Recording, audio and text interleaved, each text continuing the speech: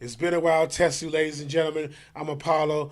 Welcome to Tetsu Talk MMA. I'm here to announce my live streaming. Yes, my live streaming for UFC Fight Week. I never did this before.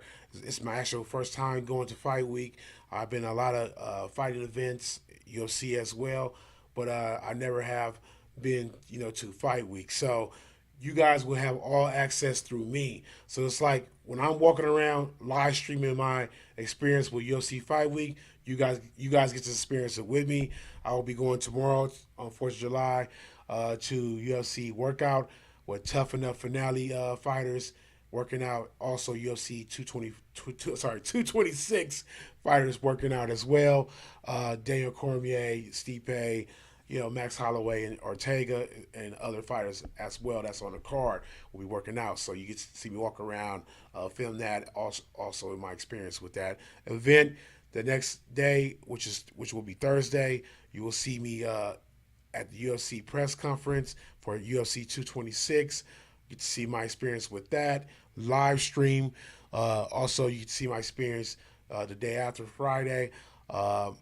For a UFC fan experience, which is like like I said, I've never been to this before. So, but when I'm understanding access to the fighters with autographs, pictures, and stuff like that, and the whole fan experience for UFC. So you guys get to see me walk around live streaming and indulge into that. Uh, then on Saturday, as usual, I will be doing my live streaming show as usual for a UFC event which is UFC 226. I will not do prelims as I usually do. I will just do the main card. Got a busy day that day. So I'd rather for me just to start the main card. So if you guys want to tune in as usual, if you're my subscribers are new, now's the time to get that experience. If you're my subscribers already, please hit the notification bell. If you're not a subscriber and you've seen this video, please subscribe, hit the notification bell, and then you have all access with me this whole week as I tour, through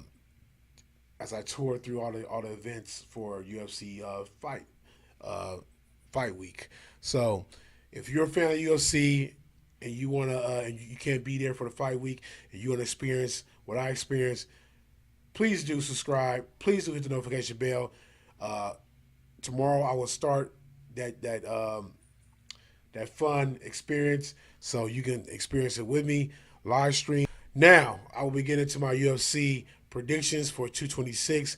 Usually me and Prince Dunn do this, but I it's a busy week and I know it's going to be people coming into town for a fight week. I think Prince Dunn is one of them, so I don't know, if we have time to even do a prediction show, but I thought to do it myself. So what I'm going to do is give my predictions for UFC 226. And then you guys can, if you're new, like and subscribe. Let me know what you guys think. Leave your comments below about my predictions of what you think is going to happen with this card. And here we go. UFC 226, my predictions. First fight, Gokhan. I think that's what it is. I can't pronounce his name. Gokhan Saki versus Khalil Roundtree Jr. I remember Saki fighting before. He's good. Uh, he's only 1-1 in MMA, but he has a long career in kickboxing. I think in Muay Thai, but he has a long fighting career. But he just now put his feet in the water of MMA. I think Roundtree has the better experience. I think Saki is a better striker, but I think the mixture of all of the MMA style, Roundtree has that. I think Saki hasn't experienced that much. Much. I don't think Saki experienced enough for him to um, have enough to beat Roundtree. I think Roundtree probably will mix it up to a point and throw Saki off and get the win. I think Saki fight in the UFC or first or only fight in the UFC. He won, and it was against somebody that was mediocre. I think Roundtree's a well-rounded fighter, and I think Roundtree will win this fight. Probably by finish. TKO. I'll say TKO. I think Roundtree can do it. Roundtree, when he gets in that mode, he does finish his fight. He does finish fights. So I can say TKO. I don't see a submission, anything like that. Next, we have Michael Chiesa versus Anthony Pettis. I think this is a good matchup for both guys. Like, they're perfectly matched. Anthony Pettis, a veteran. Anthony Pettis got a decent ground defense, a decent striking. I think his striking was before his time, but then like now guys caught up with him. So now his striking style is not anything as a threat as it used to be. Because I think a lot of guys nowadays coming up is pretty much on the same level as him striking wise, as in creativity. But Anthony Pettis is still a dangerous fighter. Even though I think Anthony Pettis has good defense on the ground. Well, I put it like this. I think Anthony Pettis has good defense on the ground and good ground defense. Even though I think he got submitted by somebody recently. I don't know who it was. Can't remember. But I think Michael Chiesa probably won't submit him. He probably can. I think he can submit him, but I don't think Anthony Pettis is too smart to get submitted. I think Michael Chiesa wins by decision. Next fight. Francis Ngannou versus Derek Lewis. Unless Derek Lewis can move his feet good enough to get out of the way and not take any damage soon, I can see him making to the second round. But in all reality, I think the first round he'd be gone. If he exchanges with Francis, I think it's a wrap. I think Francis got a better chin than Derek. I think Derek can probably hold out if he, like I said, if he works his feet right and stay out of danger early. But no doubt, even if it's first or second round, I think Francis Ngannou is going to knock Derek Lewis out real bad. TKO. Next fight on the main card, Max Holloway versus Brian Ortega. I doubted Brian Ortega a lot of times, and he proved me wrong. I think the kid is smart about adjusting to his opponent and finding openings for him to be effective. And sometimes when he is effective of finding holes, he actually get finishes. But I think Max is just way too experienced for him. I think Max, I said this before, so I'll probably be proven wrong again. But I think Max is just way too experienced. I think Max has the tools to beat Ortega. I think the only way Ortega can win this fight really is by submission. I think his ground game, his submission game is very, very, very legit. And I think he could trick Max. I think he could do one of those things where he go for one submission but switch to something else. And I think that's the only way he can get Max is by fooling Max with a decoy. If you say like submission, if that makes sense, a decoy submission or a submission that's not really what he's going for, then he goes into something else and then gets it. I can see him doing that. But other than that, I see Max winning this by decision.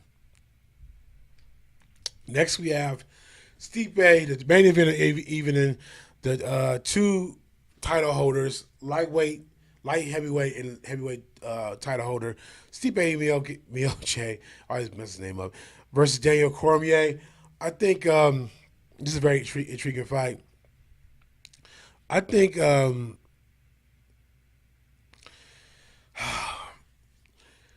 Daniel Cormier always seems like even when he's a heavyweight, it seemed like people was too big for him, and he still found a way to take him down. And Stipe is a decent wrestler, but I don't think he's that Daniel style. Daniel know how to manipulate people in grappling to get what he wants. So my only question mark about that, I don't think Daniel Cormier has a problem taking him down.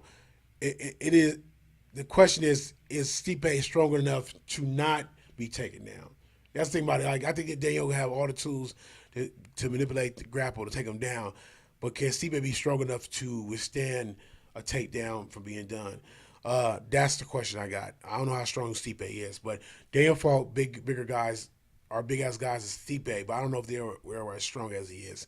The other factor is that Stipe, I think, has knockout power and faster hands than most people that DC fought at that size during his heavyweight run. And I was watching the clips of Daniel Cormier. He does get hit, and I think he can. And he takes hits to get his hits in.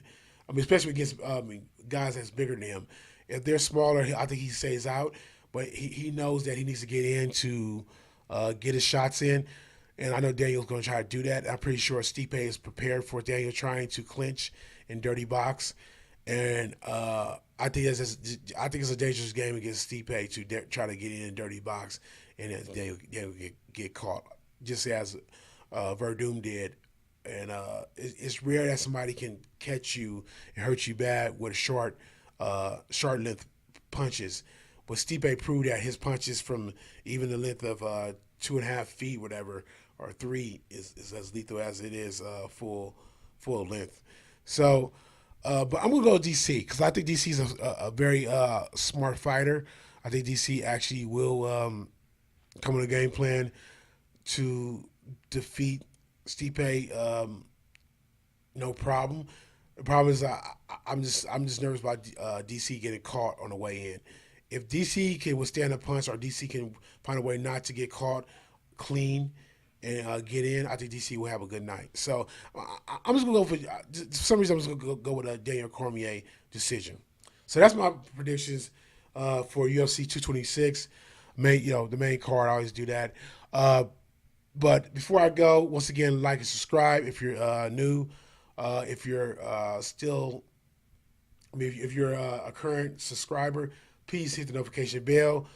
Like I said, this week, starting tomorrow, I will be doing a live streaming of me having a UFC fight experience. So, fan fight week. So, if you want to be a part of that, since you're not there, if you want to see what it's all about, see what the experience is all about, then please like and subscribe, and not like, but please subscribe and hit the notification bell.